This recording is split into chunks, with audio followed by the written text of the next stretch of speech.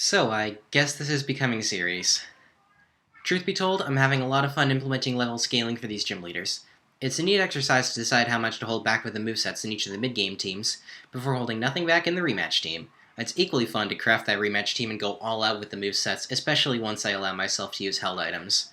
I had a great time rebuilding Katy's team, so I'm back at it again for the game's second gym leader, Brassius. Character-wise, I think Brassius is pretty good.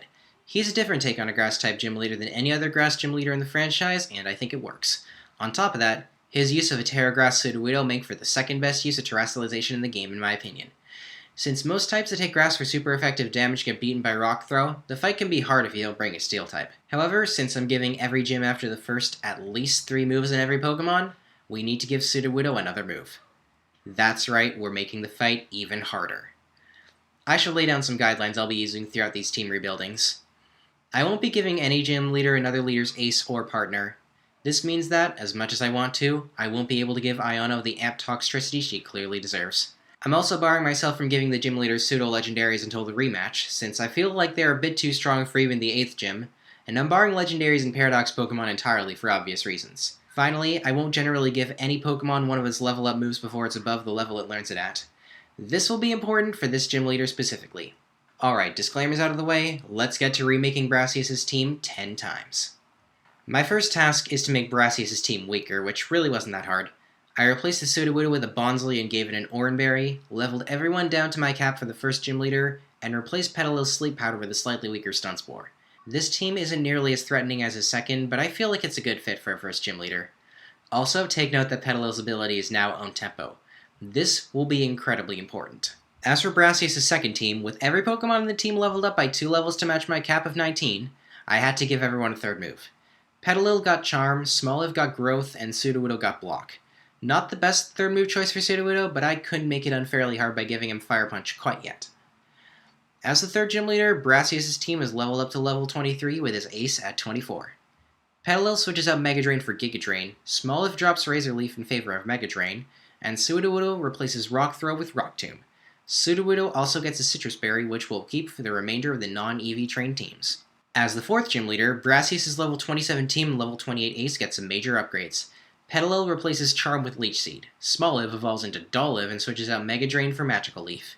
Finally, Sudowoodo has an opportunity to get rid of Block for Sucker Punch, giving it perfect neutral coverage into every pure type. Brassius' level 32 and 33 team as the 5th gym leader sees a pretty big spike in power, as not only am I allowed to give every single one of his Pokemon a full moveset with coverage, but I'm finally giving him a 4th team member. That member is Skillvillain, who joins the team with a moveset of Flamethrower, Bullet Seed, Stomping Tantrum for coverage, and Spicy Extract.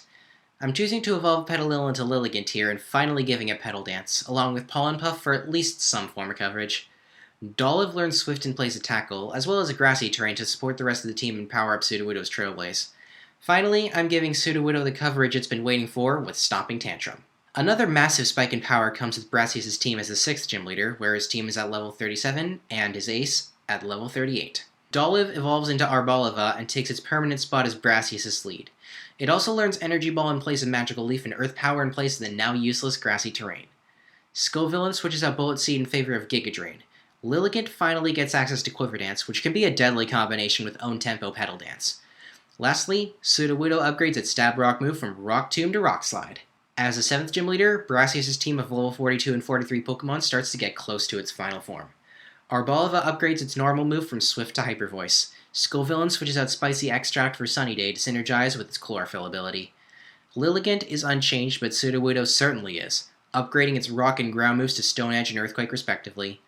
Stone Edge may be a completely useless move on Sudowoodo specifically, for reasons I'll get into soon, but it's still a major threat to anyone looking to hit it super effectively. Brassius' team, as the 8th gym leader, with most of his team at level 47 and his ace at 48, is a team I feel like any player will struggle with without a plan.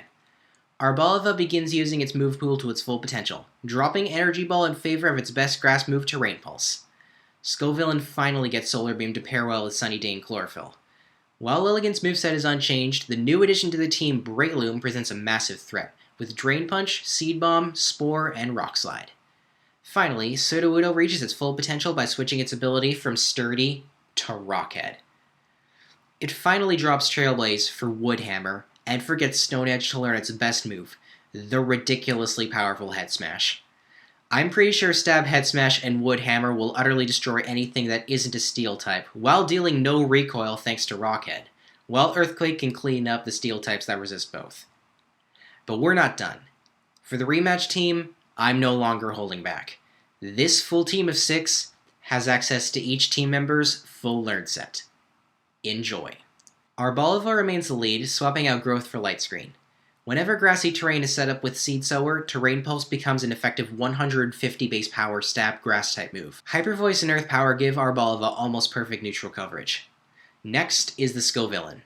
Sunny Day boosts both Flamethrower and Solar Beam, and Stomping Tantrum cleans up the Fire and Dragon types that resist both. Third is the new addition to the team, Sarina. High Jump Kick, Play Rough, and Power Up give her a lot of power, and U-Turn combined with Queenly Majesty make her difficult to switch into and knock out. Breloom's moveset is upgraded from Drain Punch and Rock Slide to Close Combat and Stone Edge, and that combined with Spore makes Breloom a tricky threat to remove. Second last is the Quiver Dance Petal Dance Lilligant, who's kept Sleep Powder and switched out Pollen Puff for Synthesis for an all-out Grass-type offensive with truly insane levels of power. And finally, the Sudowoodo. The Rockhead Woodhammer Head Smash Sudowoodo that's added Double Edge to its moveset. And that isn't the fully trained team. I think I'm ready to show you now. It's time to give the Verdant Virtuoso maximum EVs, optimal natures, and competitive items. Arboliva gets Terrain Extender since even after it's done spamming Terrain Pulse, Grassy Terrain still helps out the rest of the team. It also gets max EVs in HP and Special Attack. Scovillain gets Leftovers as they were unused on the team and definitely helps Scovillain live to get some attacks off in the sun. Scovillain also gets max EVs in Speed and Special Attack. Sarina gets Wide Lens, as I noticed quite a few inaccurate moves in her moveset, along with max EVs in Speed and Attack. For Breloom, I went with the absurdly busted combination of Toxic Orb and Poison Heal, which when combined with Spore makes Breloom frustrating to remove. The max EVs and HP also help with that, while the max attack EVs amp up Breloom's power. For Lilligant, since Synthesis is in the moveset, I felt safe giving it max investment in Speed and Special Attack, as well as the Life Orb. Finally, for Sudowoodo, since it isn't outspeeding anything, I gave it max HP EVs, in addition to the max EVs and attack in the Focus Sash to effectively give it sturdy back and help a bit against special attackers. Despite the lack of speed, Sudowoodo easily has the most power of anything on Brassius' team. And that's the last team. I had a lot of fun doing this. It was significantly harder to make a team for Brassius than for Katy, since the Paldea regional dex just doesn't have that many good grass types. Still, it was enough for me to make what I think would be a pretty hard team to face without a plan. Can't wait to do Iono next. It's a shame I can't give her Toxtricity, but I have a feeling I can come up with something great for her. Anyway, like and subscribe or whatever. Comment what you'd have done to rebuild this team. I'd love to see some more input. Bye!